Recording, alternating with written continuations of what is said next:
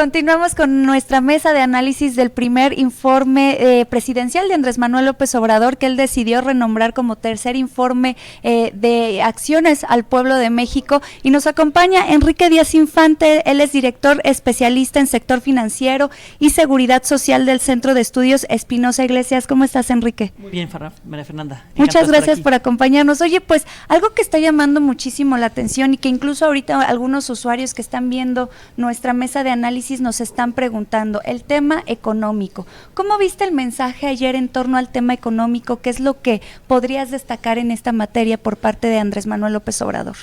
A ver, el mensaje en sí mismo, pues yo no vería que es un gran mensaje. O sea, la realidad es una.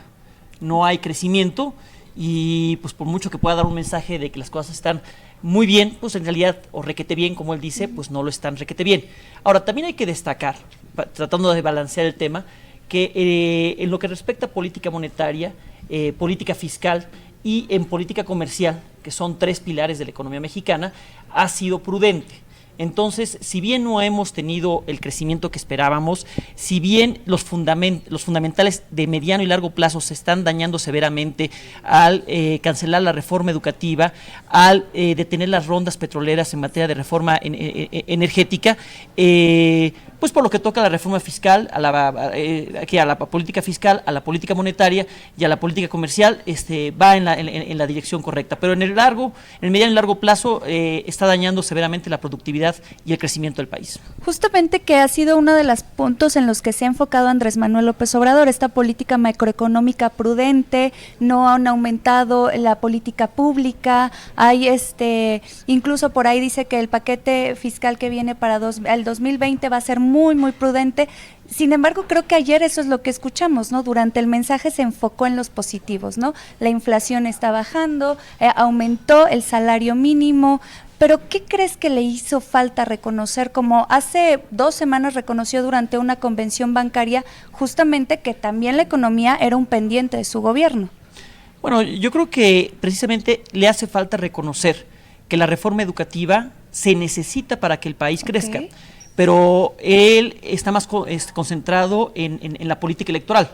El CENTE es un gran socio porque te da una estructura territorial muy fuerte y entonces él trae la vista puesta en el 2021. Entonces él debería reconocer en la parte económica que se necesita una reforma educativa si queremos que la productividad y el crecimiento del país aumente.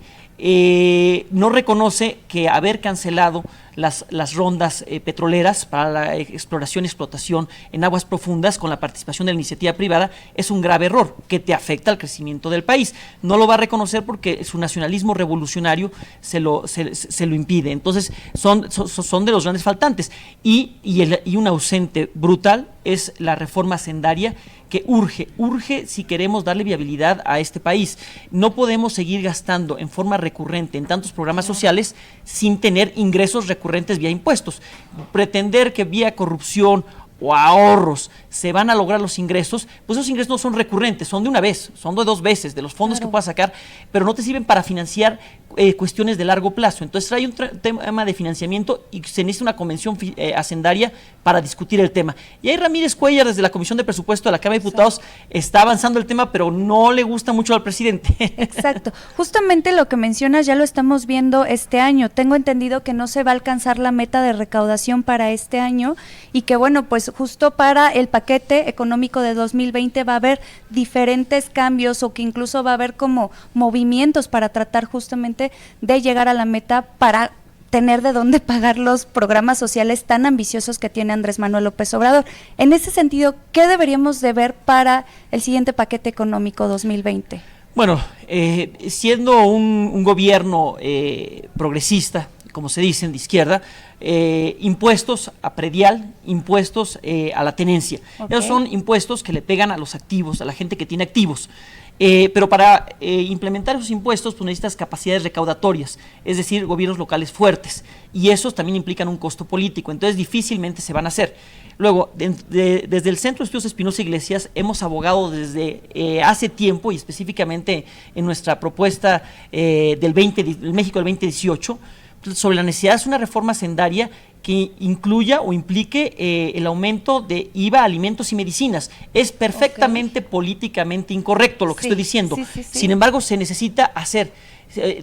Como te decía, si comparamos los ingresos que tienen los países de la OCDE, que están alrededor de 34 puntos porcentuales, con los que tiene México, que está entre 14 y 17 puntos porcentuales en el mejor de los casos, pues realmente tenemos un problema de ingresos. Entonces necesitamos hacer una reforma hacendaria que permita tener mayores ingresos. Y el ISR no le puede subir más porque pierdes competitividad internacional. Entonces es por el lado del IVA donde se tiene que hacer eso, pero tanto predial, tenencia, como IVA, tienen costo político, y por eso es que el López Obrador ha agarrado como deporte descalificar a Arturo Herrera cada que lo propone su secretario de Hacienda, pero es algo que se necesita.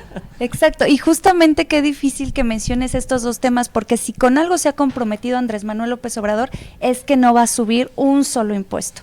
Y por ahí, como ya lo mencionaste, el diputado Alfonso Ramírez Cuellar, que es el presidente de la Comisión de Hacienda, de presupuesto, es de la de presupuesto, tienes razón, sí ha mencionado que es justamente necesario aumentar incluso la tenencia, que justamente es necesario, pero Andrés Manuel López Obrador dice, no va a haber nada de esto. ¿Qué panorama nos espera si tú dices que tenemos un problema de recaudación, de ingresos, sin aumentar ni un solo impuesto, sin generar cambios en ese sentido? Bueno, al menos esperaría que se mantenga fiel a su promesa de no endeudarnos. Entonces, si no va a haber mayores ingresos, esperemos que no haya mayor deuda, para que no haya desbalances en las finanzas públicas, ¿no? Por lo demás, espero que a la iniciativa privada se le esté dando mayor participación. Entonces vamos a hacer que crezca el PIB para que la mayor recaudación siga viniendo vía ISR. Y para hacer eso necesitas forzosamente a la iniciativa privada en el tema energético, que es la gran reforma de Peña Nieto, la gran reforma del sexenio pasado. Y también va a tener que conceder, no sé cómo lo va a hacer, pero en tema educativo. O sea, si la reforma educativa que implicó evaluar a los profesores, si ya no los vas a evaluar, ¿qué calidad de la educación vamos a tener? Entonces, sin capital humano que se incorpore a las empresas, ¿cómo vamos a crecer? Las empresas no van a encontrar los recursos humanos necesarios para que sus empresas puedan crecer. Entonces necesitamos echar marcha para atrás en cosas que se ha comprometido López Obrador, como cancelar la nefasta reforma educativa que ha dicho y cancelar las rondas petroleras. Lo siento, este país necesita seguir adelante con la reforma educativa y con la reforma energética. Claro, que justamente él hizo una contrarreforma, ya pasó en el Congreso de la Unión, pero ahorita viene el tema de las leyes secundarias en materia educativa aquí en el país. ¿Qué es lo que debería de integrar esto para, de lo perdido, lo salvado en este cambio de rumbo que hubo en materia educativa desde tu punto de vista? Me gusta cómo lo pones, María Fernanda, porque una cosa es lo deseable, que esa es mi carta a Santa Claus, lo que debería ser, y otra cosa es lo posible, y es el mundo de la política. Entonces, yo creo que en materia educativa se debe evaluar de alguna manera a los profesores. Digo, si el tema ha sido lo punitivo y que no fue una reforma educativa, sino que fue una reforma laboral que castiga, bueno, no tienes que por lo menos mantener las evaluaciones tanto de ingreso como de ascenso, y yo esperaría que se eche marcha atrás en las leyes secundarias, en la incorporación del Sindicato Nacional de Trabajadores de la Educación y de la Coordinadora Nacional de Trabajadores de la Educación en la evaluación de quién ingresa y quién asciende. Eso es fundamental en el tema educativo. Perfecto. Y por último, algo que me llama mucho la atención, a veces tendemos a relacionar mucho el tema educativo con más temas políticos. ¿Por qué relacionarlo con un tema económico, directamente económico, y el crecimiento de este país? A ver, hay países como Singapur, hay países como Dinamarca, que no tienen recursos naturales, que no tienen petróleo, y lo único que tienen es gente, pero gente muy educada. Entonces, esa es precisamente la propuesta del Centro de Estudios Espinosa Iglesias. Apostémosle al capital humano, más que al capital físico. Se necesitan los dos, se necesita mucha inversión en infraestructura, mucha inversión privada para crecer, pero también necesitamos mucho capital humano, mucha educación de calidad, mucha salud de calidad, que no me preguntaste al respecto, pero ahí ha habido recortes terribles en materia de salud. Entonces, sin salud, sin educación no vamos a capacitar a la gente para que se incorpore exitosamente al mercado laboral. Si no se incorporan al mercado laboral y las empresas no encuentran esos recursos, no veo cómo va a haber crecimiento. Entonces se necesita por eso y se liga a lo político porque en materia educativa el Sindicato Nacional de Trabajo de Educación es un músculo electoral brutal que tiene una cobertura territorial que ya cualquier partido lo desearía. Entonces siempre utilizan mucho por eso al sindicato. Pero eso sacrifica a los niños. Entonces, por privilegiar el poder, sacrificas a los niños y a las generaciones que vienen. Y eso es un crimen, por decirlo menos. Claro. Entonces hay que estar justamente muy pendiente en torno a lo que vaya a pasar en el Congreso de la Unión con las leyes secundarias de materia educativa y todo lo que venga en el paquete económico 2020, ¿no? Hay que estar muy al pendiente y hay que estar alertando para estar midiendo, porque yo veo ahorita en un primer año a un presidente muy contento, muy autosatisfecho con lo que ha hecho, y yo diría que lo que ha hecho es no regarla escandalosamente, pero no la ha hecho maravillosamente bien.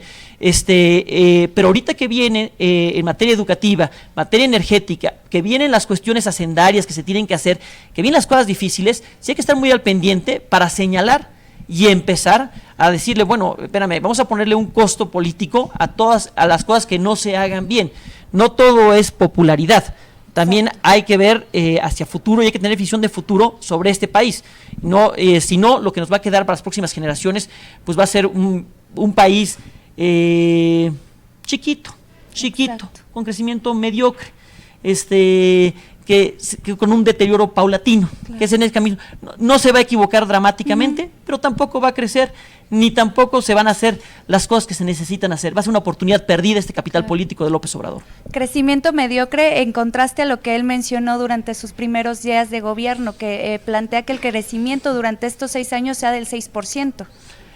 Bueno, él estableció en su Plan Nacional de Desarrollo, que verdaderamente parecía un panfleto ideológico, que no encontraba asidero en la realidad entre los medios y los fines, que se iba a crecer a final de año, al final del sexenio en 2024 al 6%, pero que el promedio de crecimiento iba a ser de 4%. Sin inversión privada suficiente, no lo vas a lograr eso, y cancelando aeropuertos, cancelando rondas petroleras, sin inversión privada suficiente y sin estar invirtiendo debidamente en capital humano a través de hacer gasto inteligente en educación y en salud, difícilmente va a lograr ese crecimiento y pues serán buenos deseos. Pero bueno, este gobierno parece que fanático del voluntarismo más que las instituciones. Enrique Díaz Infante, muchísimas gracias por acompañarnos en esta mesa de análisis de Forbes en torno al primer informe de gobierno de Andrés Manuel López Obrador. Por favor, continúen con nosotros a través de nuestras redes sociales y a través de toda la información que